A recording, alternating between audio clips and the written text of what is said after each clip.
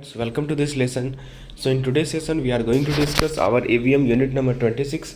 our दोस्तों AVM का जो मॉड्यूल डी न्यूली इंट्रोड्यूस हुआ है उसमें जितने भी चैप्टर्स हैं सभी को डिस्कशन करेंगे। तो आज के इस लेक्चर में पहले हम लोग यूनिट 26 को डिस्कस करेंगे जो कि बेस्ड है compliance function in banks.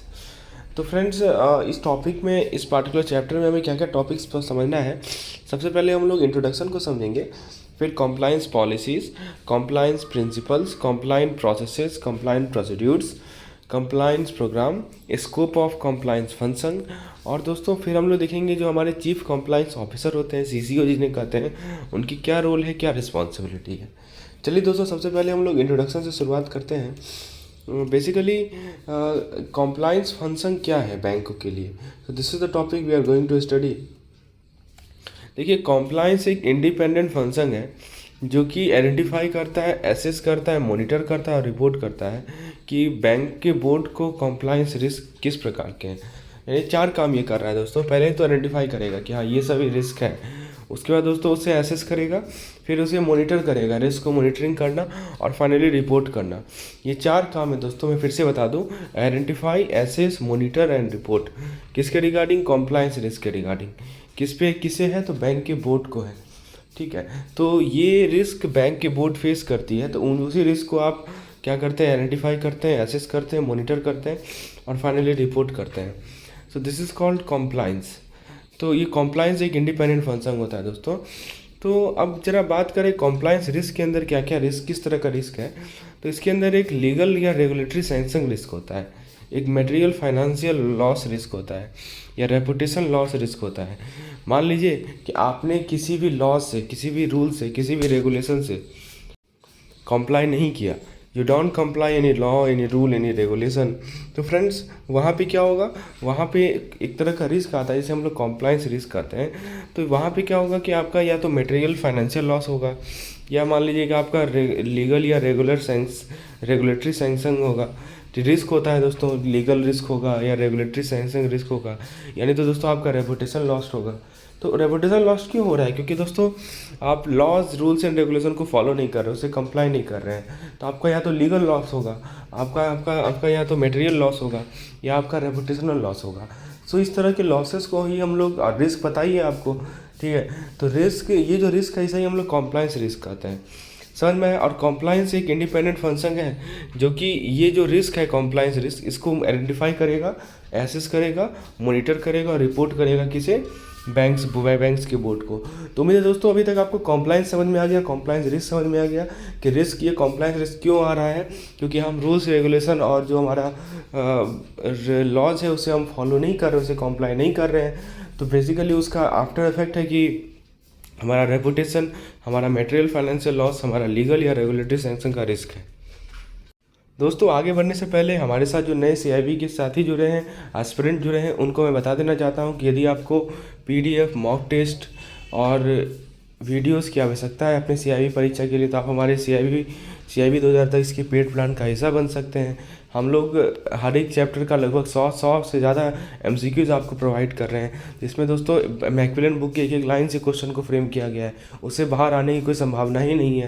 That is more than sufficient. दूसरी बात दोस्तों, आपको जो थ्योरी दिया जाएगा वो पॉइंट वाइज नोट्स के फॉर्म में मिलेंगे, सारे नोट्स आपको पॉइंट वाइज मिलेंगे ताकि आप क्विकली रिवाइज कर सकें टॉपिक को। और जो आपका कोई मॉक टेस्ट है वो ऐसे डिज़ाइन किया गया है कि आपको अपने चैप्टर पे कमांड देख पाए। आप यदि चैप्टर को पढ़कर मॉक टेस्ट अटेम्प्ट करेंगे, फिर आप देख पाएंगे कि आप कहाँ स्टैंड कर रहे हैं, आपकी कहाँ वीकनेस है, और उसको आप सुधार सकते हैं। तो ये तीनों चीज़ प्रोग्राम डिज़ाइन किया गया है ताकि आप अपना CIB का प्रिपरेशन काफ़ी अच्छे से कर पाएँ। डिटेल जानकारी के लिए आप मुझे इस नंबर पर व्हाट्सएप करके प्राप्त कर सकते हैं। चलिए दोस्तों आगे बढ़ते हैं, हम लोग नेक्स्ट टॉपिक पे आते हैं। Let us move to the next topic which is, देखिए कॉम्प्लाइंस क्या होता है, कॉम्प्लाइंस रिस्क क्या होता है, ये समझ लिया। अब कॉम्प्लाइंस के फंक्शन ये इंश्योर करता है कि हम जितने भी स्टैट्यूटरी प्रोविज़न हैं हमारे अलग अलग लेजिस्लेशन में, जितने भी स्टैट्यूटरी प्रोविज़न हैं, जितने भी रेगुलेटरी गाइडलाइंस, जितने भी स्टैंडर्ड्स हैं, और जो भी कोड्स BCSE, SBI, फिर IBA, FEDI, FIMDA हमें प्रोवाइड करती है, हम उसे स्ट्रिक्टली ऑब्जर्व करें, right? So whatever the statutory provision contained in various legislation, regulatory guidelines, standards and code which are prescribed by BCSBI, IBA, FEDA, FIMDA. So what compliance function do? compliance function ensure करता है कि हम सभी ऐसे statutory provision को strictly monitor करें, strictly observe करें, ठीक है। और प्रत्येक बैंक का जो इंटरनल पॉलिसीज़ होते हैं उसे भी हम लोग स्ट्रिक्टली ऑब्जर्व करें कि बैंक का इंटरनल पॉलिसी क्या है, बैंक का फेयर प्रैक्टिस कोड क्या है। So compliance function deals with strict observance of all these things, like statutory provision which is contained in various legislation, like regulatory guidelines, standards, like the code which is prescribed by BCSBI and the bank's internal policies. All these things have to be strictly observed. दोस्तों, जो compliance laws होते हैं, rules होते हैं और standards होते हैं, उसके अंदर बहुत सारे मैटर्स को कवर किए जाते हैं जो कि किससे रिलेटेड होते हैं?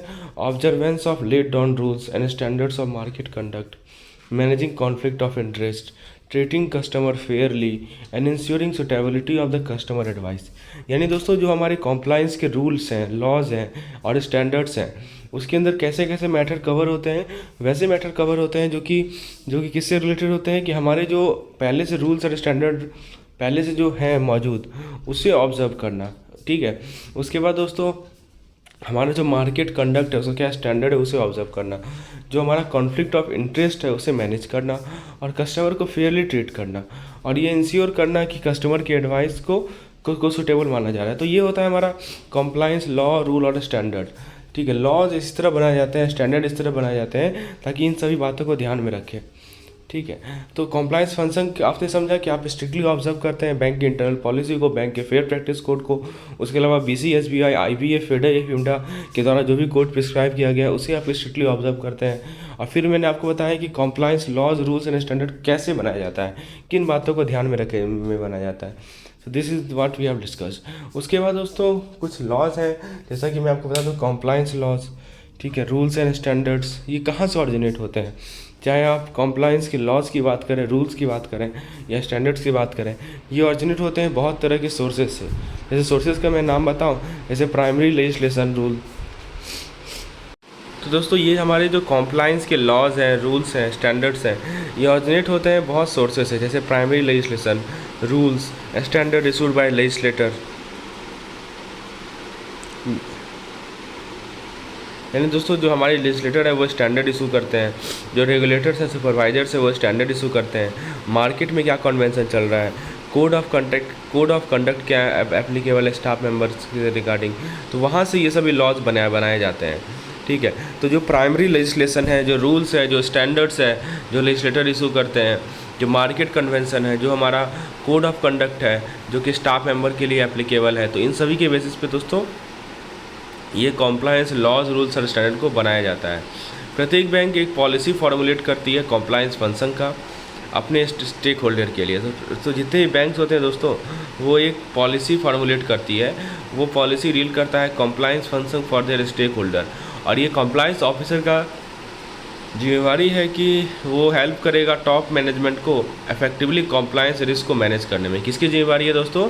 कॉम्प्लायंस ऑफिसर की। हम लोग उसके बारे में आगे बात करेंगे। तो फिलहाल आप याद रखिएगा, आपसे पूछा जाए क्वेश्चन कि who is responsible for the bank to assist the top management in managing effectively the compliance risk, मतलब कॉम्प्लायंस रिस्क को मैनेज करने में किसका सबसे इंपॉर्टेंट रोल होता है? तो कॉम्प्लायंस ऑफिसर का सबसे इंपॉर्टेंट रोल होता है, ठीक है। अब दोस्तों, ये जो फाइनेंस और टेक्नोलॉजी के बीच में कोलैबोरेशन है, इसी कारण क्या हुआ दोस्तों, बहुत ही सिग्निफिकेंट चेंज आया है बैंकिंग ऑपरेशन के सभी एस्पेक्ट में। इससे क्या हुआ है दोस्तों कि बैंक्स को और रेगुलेटर्स को दोनों को चैलेंजेस आए हैं। तो फाइनेंस और टेक्नोलॉजी में क्या आया है? कोलैबोरेशन आया है। इस कारण से दोस्तों बैंकिंग ऑपरेशन में काफ़ी ज़्यादा चेंजेज आए हैं, और ये चेंज आने के कारण चैलेंज भी आया है बैंक को भी और रेगुलेटर को भी। इसका मेन कारण क्या है कि फाइनेंस और टेक्नोलॉजी में कोलैबोरेशन। तो कॉम्प्लायंस बहुत ही क्रिटिकल है सस्टेनेबल बैंकिंग और फाइनेंशियल सिस्टम के सस्टेनेबल ग्रोथ के लिए, और ये इंश्योर करता है कि हम फेयर प्रैक्टिस कोड से अडेयर कर रहे हैं, हम कॉन्फ्लिक्ट ऑफ इंटरेस्ट को मैनेज करेंगे, हम कस्टमर को फेयरली ट्रीट करेंगे अटमोस्ट इंटीग्रिटी के साथ, ऑनेस्टी के साथ और ट्रांसपेरेंसी के साथ। तो ऑब्जेक्टिव ये होगा कि हम कस्टमर का जो ट्रस्ट है उसे हम लोग बरकरार रखेंगे और एफिशिएंट कस्टमर सर्विस प्रोवाइड करेंगे। तो कंप्लायंस जो है should go beyond what is legally binding and embrace borders. मतलब जो चीज़ आपका लीगली बाइंडिंग है वो तो करना ही करना है, उसके अलावा दोस्तों आपको integrity, ethical conduct, good governance, ये सभी को भी एम्ब्रेस करना है। यही है हमारा कॉम्प्लाइंस। तो अभी तक हमने क्या क्या देखा दोस्तों, एक बार क्विकली रिकॉल कीजिए। कॉम्प्लाइंस होता क्या है हमने समझा, कॉम्प्लाइंस रिस्क क्या होता है दोस्तों, हमने आपको बताया कि आप लॉज, रूल्स एंड रेगुलेशन को कंप्लाई नहीं कर रहे हैं तो आपके पास reputation risk, market financial loss या लीगल रिस्क आने की संभावना है। फिर हमने कंप्लायंस फंक्शन क्या क्या इंश्योर करता है वो आपको मैंने बताया कि आप जो है बोर्ड के इंटरनल पॉलिसी, बैंक की इंटरनल पॉलिसी को, फेयर प्रैक्टिस कोड को, और जो भी कोड्स IBA, BC, SBI, फेडा, फिमडा, ये सभी को ओवरसीज करते हैं कॉम्प्लायंस के अंदर। फिर दोस्तों जो कॉम्प्लायंस रूल लॉज है, रूल्स है, स्टैंडर्ड है, उसके अंदर बहुत सारे मैटर्स कवर किए जाते हैं जो कि लेट डाउन रूल्स जो मार्केट में है उसे आप सभी चीज़ कवर करते हैं। कंप्लायंस रूल्स स्टैंडर्ड कहाँ से ऑरिजिनेट होते हैं ये मैंने आपको बताया। उसके बाद दोस्तों प्रत्येक बैंक अपने कंप्लायंस फंक्शन की पॉलिसी को फॉर्मुलेट करती है और कंप्लायंस ऑफिसर का क्या रोल है ये मैंने आपको बताया। फाइनेंस और टेक्नोलॉजी के कोलैबोरेशन के कारण क्या इफेक्ट पड़ा है ये मैंने बताया दोस्तों, कि आपके सभी बैंकिंग ऑपरेशन में सभी में चेंजेज आए और खासकर बैंक पे एक सिग्निफिकेंट चैलेंज हुआ। दोस्तों मैंने आपको कंप्लायंस का इंपॉर्टेंस समझाया। सस्टेनेबल ग्रोथ के लिए दोस्तों, सस्टेनेबल ग्रोथ के लिए बैंकिंग और फाइनेंशियल सिस्टम का सस्टेनेबल ग्रोथ यदि करना है तो कंप्लायंस बहुत ही क्रिटिकल चीज़ है। और दोस्तों आपको फेयर प्रैक्टिस कोड से अडेयर होना पड़ेगा, कॉन्फ्लिक्ट ऑफ इंटरेस्ट मैनेज करना है, कस्टमर को फेयरली ट्रीट करना है। तो ऑब्जेक्टिव होगा कि आप कस्टमर के ट्रस्ट को नर्चर करें। अब दोस्तों मैं बात करता हूँ compliance risk, significance of compliance function.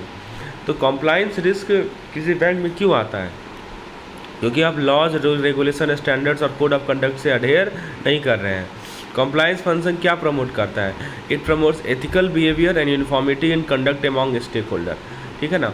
तो जो कॉम्प्लायंस का फंक्शन है वो प्रमोट करता है कि बिहेवियर एथिकल हो और जो हमारे स्टेक होल्डर्स हैं उनमें जो भी उनमें कंडक्ट में यूनिफॉर्मिटी हो।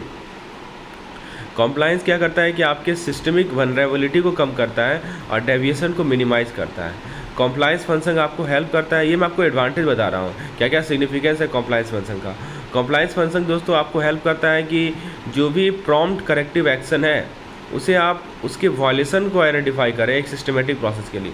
मतलब जहाँ जहाँ करेक्टिव एक्शन को देखिए क्या है कि जो आपको प्रॉम्प्ट करेक्टिव एक्शन लेना था, ठीक है, उसे आइडेंटिफाई कीजिए कहाँ कहाँ वायलेट किया गया। तो कॉम्प्लायंस से ही पता चलेगा ना कि हाँ प्रॉम्प्ट करेक्टिव एक्शन को वायलेट किया जा रहा है, ठीक है, और आप उसे सिस्टमिक प्रोसेस से पता करते हैं। कॉम्प्लायंस फंक्शन आपके कॉर्पोरेट गवर्नेंस को इम्प्रूव करता है। दोस्तों ये कॉर्पोरेट गवर्नेंस क्या होता है हम लोग आगे पढ़ेंगे।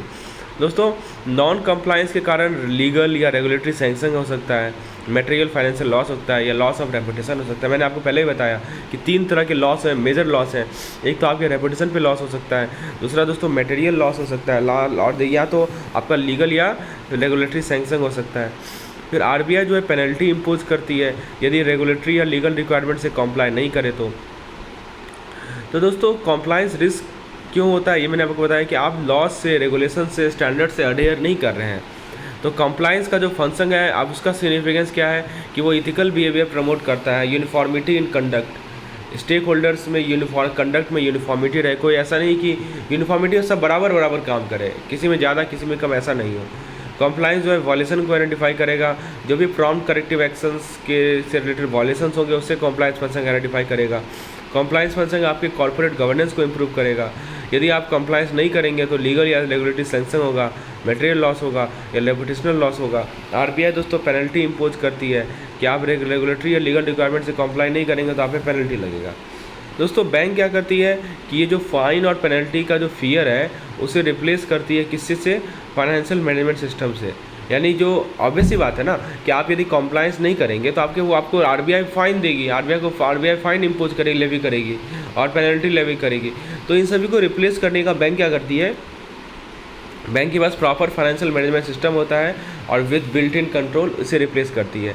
जो साउंड गवर्नेंस होता है दोस्तों उसमें एक कंड्यूसिव इन्वायरमेंट होता है कॉम्प्लायंस के लिए, इंटीग्रिटी के लिए, ट्रस्ट के लिए और लॉज के रिस्पेक्ट के लिए।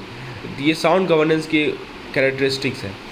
बैंक जो है इस अपने एम्प्लॉय को एम्पावर करे ताकि वो रिस्पॉन्सिबली ऑपरेट करे जब वो फ्लैक्स। और साथ ही साथ दोस्तों देखिए, सबसे पहली बात कि जो बैंक के एम्प्लॉय हैं वो अपने काम को रिस्पॉन्सिबिलिटी के साथ करें। दूसरी बात कि वो हमेशा फ्लेक्सिबल, और बैंक फ्लेक्सिबल रहे कि वो जितने भी टॉप इवॉल्विंग रेगुलेशंस हैं, जो भी रेगुलेशंस हैं उनके टॉप में रहें, ठीक है, और बिजनेस चैलेंज को फेस करें।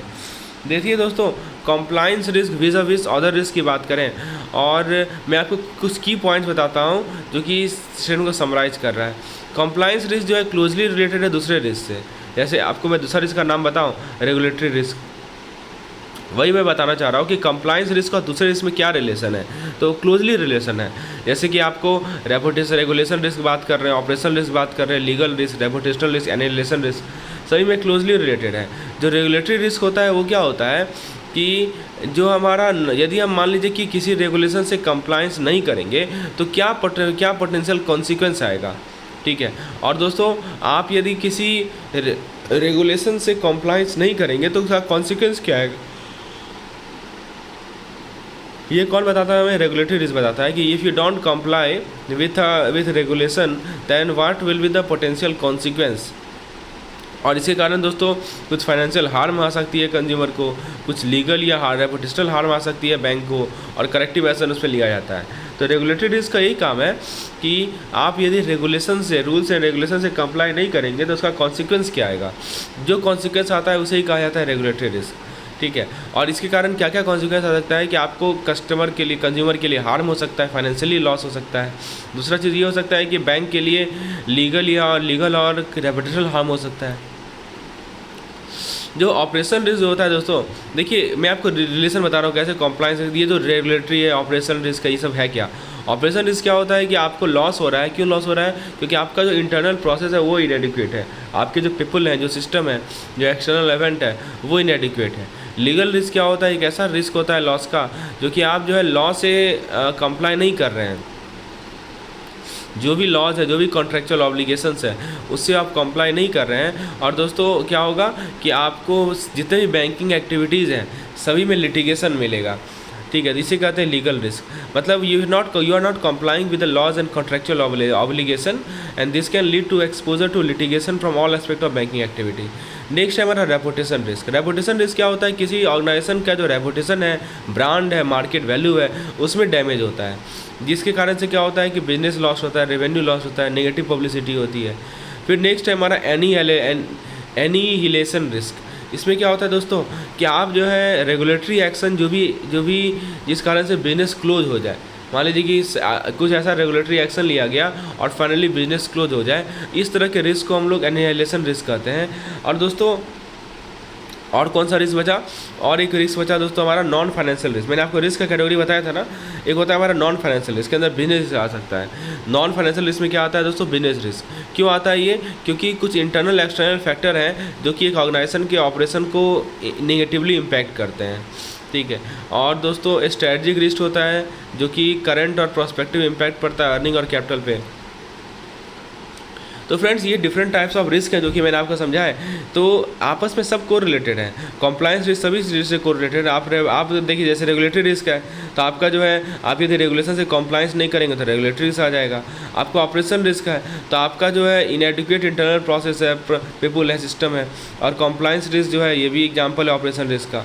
लीगल रिस्क में बताया कि आप जो है कंप्लाई नहीं कर रहे हैं लॉ से तो लीगल रिस्क आएगा। रेपुटेशन रिस्क में बताया कि आप ऑर्गेनाइजेशन के रेपुटेशन को डैमेज कर रहे हैं तो आपका रेपुटेशन रिस्क आएगा। एनालिसिस रिस्क क्या आएगा कि आपने जो रेगुलेटरी एक्शन आप पे जो लिया गया उस कारण से आपका बिजनेस ही बंद हो जाए, उसे एनालिसिस रिस्क कहते हैं। सभी तरह के रिस्क दोस्तों हमारे कंप्लायंस रिस्क से रिलेटेड है। So this paragraph, this particular segment shows you, this slide show you how all these risks are related to compliance risk. दोस्तों यदि हम बात करें कि कॉम्प्लाइंस रिस्क जो कि रिलेटेड है साइबर सिक्योरिटी से, वो क्या कैसा है? देखिए जो भी कॉम्प्लाइंस साइबर सिक्योरिटी गाइडलाइन, यदि आप साइबर सिक्योरिटी का जो गाइडलाइंस है उसे कॉम्प्लाई करते हैं, वो काफ़ी ज़्यादा इंपॉर्टेंस गेन कर रहा है टेक्नोलॉजिकली ड्रिवन बैंकिंग में। साइबर रेजिलियंस फ्रेमवर्क इन तीन इशू को एड्रेस करता है। यदि आपका साइबर रेजिलियंस फ्रेमवर्क है सो इट एड्रेस 3 इशूज। पहला कॉन्फिडेंशियलिटी ब्रीच, दूसरा अवेलेबिलिटी ब्रीच और तीसरा इंटीग्रिटी ब्रीच। तो ये 3 ब्रीच जो होता है आपका कॉन्फिडेंशियलिटी ब्रीच होगा, यानी तो दोस्तों आपकी अवेलेबिलिटी ब्रीच है और इंटीग्रिटी ब्रीच है। इन तीनों को एड्रेस करता है कौन? Cyber resilience framework. देखिए दोस्तों, कॉम्प्लायंस रिस्क जो कि इन सभी ब्रीचेस से रिलेटेड है वो सिग्निफिकेंट है और उसको प्रायोरिटाइज किया जाए। जो कॉम्प्लायंस फंक्शन है वो क्रिटिकल रोल प्ले करते हैं आइडेंटिफाई करने में, इवैल्यूएट करने में और इन सभी रिस्क को एड्रेस करने में। तो मैंने आपको बताया कि साइबर सिक्योरिटी से रिलेटेड जो हमारे रिस्क हैं, ठीक है, उसमें 3 तरह के इशूज़ हैं। सबसे पहला है कॉन्फिडेंशियलिटी ब्रीच, दूसरा अवेलेबिलिटी ब्रीच, तीसरा इंटीग्रिटी ब्रीच। अब दोस्तों जो हमारा कंट्रोल्स है, जो प्रोसीड्यूर्स है, वो उसका काम है कि उसके द्वारा आप एप्रोप्रिएट इन्फॉर्मेशन को कैप्चर करें ताकि जितने भी सीनियर मैनेजमेंट है और जो बोर्ड है वो इफेक्टिवली रिस्क मैनेजमेंट परफॉर्म कर सके ग्रुप वाइज बेसिस पे। तो आपको कंट्रोल्स और प्रोसीड्यूर को दोस्तों एप्रोप्रिएट इन्फॉर्मेशन कंट्रोल और हमारे प्रोसीड्यूर जो है वो एप्रोप्रिएट इन्फॉर्मेशन कैप्चर करें ताकि सीनियर मैनेजमेंट जो है और बोर्ड जो है वो अपने इफेक्टिवली रिस्क मैनेजमेंट को कर सके। तो ये है हमारा compliance risk related to cyber security. अब बात करते हैं दोस्तों कॉम्प्लायंस पॉलिसी की। तो दोस्तों कॉम्प्लायंस फंक्शन मैंने आपको पहले ही बताया कि ये बैंक के कॉर्पोरेट गवर्नेंस का की एलिमेंट है।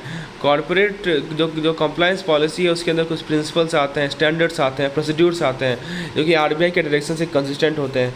कंप्लायंस फंक्शन दोस्तों गवर्नेंस का इंटीग्रल पार्ट है। मैं आपको बता रहा हूँ कंप्लायंस पॉलिसी के बारे में, ठीक है, और गवर्नमेंट का गवर्नेंस का, इंटरनल कंट्रोल का, सभी का इंटीग्रल पार्ट है। कंप्लायंस फंक्शन को पता होना चाहिए कि कंप्लायंस रिस्क क्या है और रेपुटेशनल लॉस क्या है। आरबीआई ने सभी बैंकों को एडवाइस किया है कि वो एक कंप्लायंस फंक्शन पॉलिसी बनाए 6 महीने के अंतर्गत। जो कंप्लायंस पॉलिसी है उसके अंदर compliance objective, scope, rules and responsibility of the chief compliance officer सभी कुछ लिखा होना चाहिए। दोस्तों आरबीआई जो है बैंक के रिस्पांस को रिव्यू करती है और फिर प्रिपेयर्डनेस को रिव्यू करती है एनुअली। और दोस्तों उसके अलावा and seek uniformity in approach for its effective compliance. Effective compliance के लिए सभी के अप्रोच में यूनिफॉर्मिटी होनी चाहिए। दोस्तों ये था हमारा पार्ट 1 लेक्चर। पार्ट 2 लेक्चर मैं पेड मेंबर को प्रोवाइड करूंगा। तो आज के लेक्चर में मैंने क्या क्या बताया दोस्तों, कि आज के लेक्चर में मैंने आपको compliance policies, compliance principle, procedure के बारे में बताया। कंप्लायंस फंक्शन होता क्या है, कंप्लायंस की डेफिनेशन क्या है, कंप्लायंस रिस्क के अंदर क्या क्या रिस्क आती है, कंप्लायंस फंक्शन किन बातों को ध्यान में रखता है, कंप्लायंस लॉ क्या है, ठीक है, कंप्लायंस लॉज रूल्स कहाँ से आता है, कहाँ से नहीं स्टार्ट होता है। प्रत्येक बैंक की अपनी कंप्लायंस फंक्शन की पॉलिसीज़ होती हैं। फिर मैंने आपको फाइनेंस और टेक्नोलॉजी के कोलैबोरेशन के कारण इफेक्ट बताया। कंप्लायंस क्रिटिकल है सस्टेनेबल डेवलपमेंट ऑफ बैंकिंग के लिए, क्यों सस्टेनेबल है, क्यों क्रिटिकल है, ठीक है। तो ये सब पॉइंट मैंने आपको बताया। फिर कंप्लायंस रिस्क क्या है, सिग्निफिकेंस क्या है, कंप्लायंस फंक्शन का सिग्निफिकेंस क्या है, compliance risk, compliance function, everything we have discussed. And then further we have seen कि बहुत तरह के रिस्क होते हैं, उनमें और कंप्लायंस रिस्क में क्या रिलेशन है। उसके बाद दोस्तों मैंने आपको बताया कि कंप्लायंस रिस्क के कारण कैसे साइबर सिक्योरिटी से रिलेटेड है और कंप्लायंस पॉलिसी क्या होता है। यदि आप इस तरह के वीडियोस चाहते हैं, if you want such type of video, such type of PDF, kindly WhatsApp me number on the number shown on the screen. Thank you.